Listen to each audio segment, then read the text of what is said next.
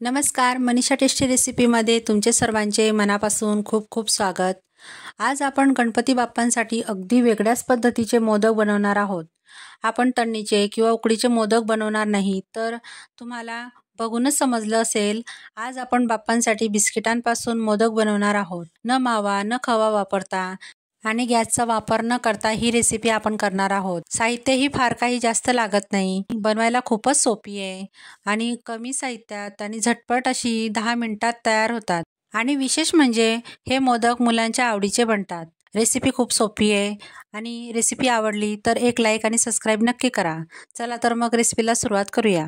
आता प्रथम मोदक करण्यासाठी इथं मी ओरिओ बिस्किट घेतलेले आहेत. हे क्रीमचे बिस्किट आहेत. इथं मी 2 पॅकेट चॉकलेट क्रीमचे आणि 2 पॅकेट व्हाईट क्रीमचे घेतलेले आहेत. तर तुम्ही आवडीनुसार कोणत्याही क्रीमचे घेऊ शकता. त्यासोबत इथं मी दूध घेतलेलं आहे, मिल्क पावडर घेतलेली आहे आणि घरातीलच खोबरं बारीक किसून घेतलेलं आहे. आता आपण हे बिस्किट आहेत ते काढून घेणार आहोत. इथं मी खोबरं घेताना कोरडं खोबरंची जी वाटी असते त्याची जी मागची ब्राऊन कलरचा जो भाग असतो तो काढून घेतलेला होता आणि नंतर ते खोबरं किसून घेतलेलं होतं. आता बघा बिस्किटं सगळे काढून झालेले आहेत आणि आता त्याचा जो आतील क्रीमचा भाग आहे तो आपण काढून घेणार आहोत. तर त्यासाठी इथं मी चाकूच्या साहाय्याने असं क्रीम काढून घेते. हे बघू शकता व्हिडिओमध्ये. या पद्धतीने ही क्रीम व्यवस्थित काढून घ्यायची आहे. मी 2 प्रकारचे बिस्किटं घेतलेले आहे इथे. तर 2 प्रकारचे भाग मी इथं करून घेणार आहे. तर अगोदर व्हाईट क्रीम आहे ती काढून घेते. तुम्ही एकाच प्रकारचेही हे बिस्किटांचे मोदक करू शकता. खूप छान बनतात आणि मुलांना फार आवडतात.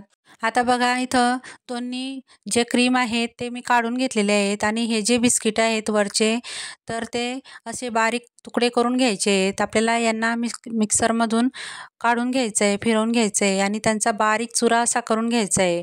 अगदी आपल्याला बारीक असं पावडर करून घ्यायची यांची.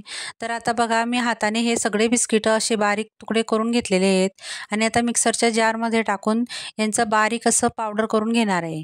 तर बघा असं व्यवस्थित बारीक करून घ्यायचं आहे. अजिबात जाडसर ठेवायचं नाही. आता मी एका बाउलमध्ये हे जे पावडर करून घेतलेली होती बिस्किटांची ते काढून घेते आणि दुसरी बॅचही मी बिस्किटांचे बारीक चुरा करून घेतलेला आहे. तर हे बघा या पद्धतीची पावडर तयार करून घ्यायची. आता त्यामध्ये आपण दूध टाकून घेणार आहोत. तर दूध टाकताना अजिबात घाई करायची नाही किंवा एकदम टाकायचं नाही. तर यामध्ये जास्त दूध आपल्याला घ्यायचं नाही आहे. तर साधारण अगोदर मी 4 चमचे दूध टाकून घेतलेलं आहे आणि थोडं थोडं असं टाकत मी मिक्स करत हे बिस्किटांचा असा हा डो तयार करून घेणार आहे. तर इथं एक गोष्ट परत सांगते मी की दूध एकदम टाकून द्यायचं नाही, नाहीतर ते पातळ होऊन जाईल आणि व्यवस्थित मोदक तयार होणार नाहीत. तर मी असं चमच्याने व्यवस्थित 1-1, 2-2 चमचे दूध टाकत हे व्यवस्थित अशी कणिकसारखं मळून घेणार आहे. तर बघा आपलं हे असं व्यवस्थित कणिकसारखा डो तयार करून घ्यायचा आहे. तर मला साधारण 9 चमचे हे दूध लागलेलं आहे. तर बघा केव्हा केव्हा 10 चमचेही दूध लागू शकतं. तर बघा आता डो व्यवस्थित तयार झालेला आहे आणि आता आपण जे क्रीम काढून घेतलेल्या होत्या त्या आपण आता एका दोघी वाट्यांमध्ये वेगवेगळ्या ठेवून घेणार आहोत. तर असं काढून घ्यायचे आहे त्यांना वाट्यांमध्ये आणि आता आपण त्यामध्ये खोबऱ्याचा जो किस करून घेतलेला होता तो 2-2 चमचे टाकून घ्यायचा आहे. यामुळे आपलं जे स्टफिंग असतं आतलं ते खूप छान बनतं. नंतर आता त्यामध्ये मिल्क पावडरसुद्धा मी 2-2 चमचे टाकून घेणार आहे. तर असं थोडं थोडं टाकत व्यवस्थित बरोबर दोघांमध्ये टाकून घ्यायचं आहे आणि आता आपण यांना मिक्स करून घेणार आहोत. तर अगोदर मी क्रीममध्येच हे मिल्क पावडर आणि खोबऱ्याचा किस आहे तो मिक्स करून घ्यायचा आहे. नंतर त्यामध्ये 1 चमचा दूध टाकून घ्यायचं आहे. कारण हे व्यवस्थित असं एकजीव झालं पाहिजे त्यासाठी थोडंसं दूध टाकायचं आहे, जास्त टाकायचं नाही, नाहीतर मोदक व्यवस्थित बनणार नाहीत. तर आता हे मिक्स करून झालेलं आहे. आता मी दुसरं जे चॉकलेट क्रीम आहे ते व्यवस्थित मिक्स करून घेते आणि त्यामध्ये सुद्धा 1 चमचा दूध टाकून घ्यायचं आहे आणि त्यालाही व्यवस्थित मिक्स करून घ्यायचं आहे. खोबऱ्याने आणि जी आपण मिल्क पावडर टाकून घेतलेली आहे त्यामुळे जे स्टफिंग आहे आतलं त्याला खूप छान टेस्ट लागते आणि मुलं आवडीने ते खातात आणि मोदक म्हटले तर खोबरं हे आलंच. तर आता बघा दोन्ही आपले जे आतलं सारण आहे ते तयार करून घेतलेलं आहे आणि आता आपण मोदक कसे करायचे ते बघूया. आता इथं मी मोदकाचा साचा आहे तो घेतलेला आहे. तर तुम्ही कोणत्याही साईजचा, कोणत्याही आकाराचा हे मोदकचा साचा मिळतो तो घेऊ शकता. आता त्याला मी थोडंसं आतून तूप लावून घेतलेलं आहे. तर तूप याच्यासाठी लावायचं कारण जे आपलं मोदक आपण तयार करतो तर ते व्यवस्थित निघाले पाहिजे साच्यामधनं, म्हणून थोडंसं तूप लावून घ्यायचं. आता बघा मी थोडंसं गोळा घेतलेला आहे, जे आपण बिस्किटांचं कणिक मळून घेतलेली होती त्यातील थोडासा गोळा घ्यायचा आणि तो असा मोदकाच्या एका बाजूला पसरवून घ्यायचा आणि नंतर आपण दुसऱ्या बाजूलाही तसंच त्याच पद्धतीने पसरवून घेणार आहोत. तर याचा हातावर पहिले व्यवस्थित करून घ्यायचा आणि जे बिस्किटाचा आपण चुरा करतो ना तो थोडा बारीकच करायचा. जास्त जर जाडसर ठेवला किंवा रवादार जर आपण ठेवला तो तर व्यवस्थित मोदक जमत नाही आणि मग ते क्रॅक होतात किंवा तुटतात मग. आणि आता बघा मी त्यामध्ये हे जे सारण करून घेतलेलं होतं आपण क्रीमचं ते भरून घेणार आहोत. तर मी आधी मोदकचा साचा बंद करून घेतला आहे आणि सारणाला असं उभं व्यवस्थित गोळा करून तो आतमध्ये टाकून घेतलेला आहे.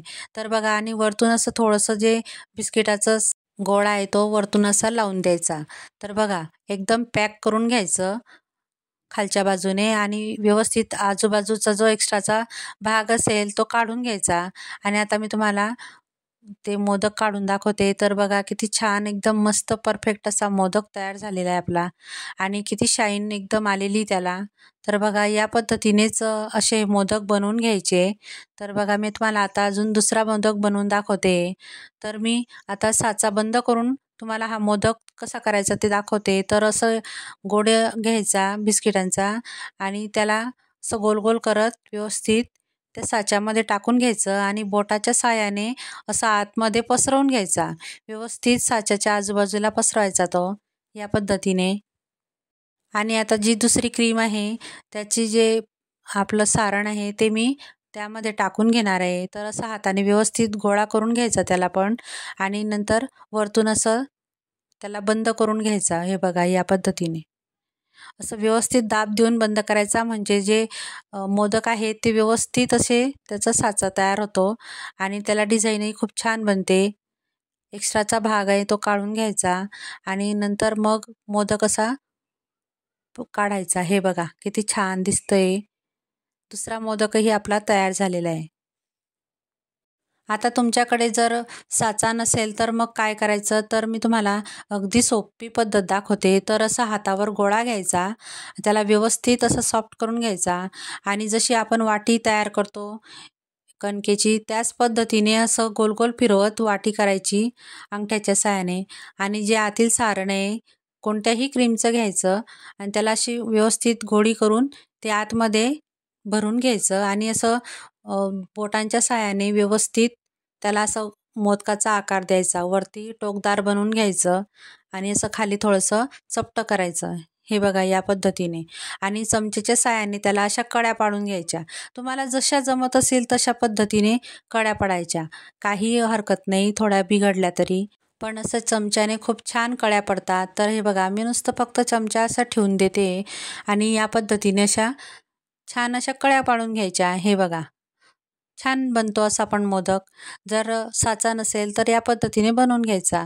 तर बघा आता मी राहिलेले सगळे मोदक तयार करून घेतले आणि असं प्लेटमध्ये हे सर्व करून घेतलेले. तर बघू शकता किती छान असे मोदक तयार झालेले आहेत. सगळ्यांनाच आवडतील आणि बाप्पांनासुद्धा हे मोदक आवडतील. आता बघा मी तुम्हाला मोदक कट करून दाखवते. तर इथं मी चाकूच्या साहाय्याने हे मोदक असं मधनं कट करून दाखवते. हे बघा आतील सारण क्रीमचं बघा किती छान दिसतंय आणि मोदक किती सुबक आणि सुंदर दिसत आहेत. बघूनच असं खावंसं वाटतंय ना.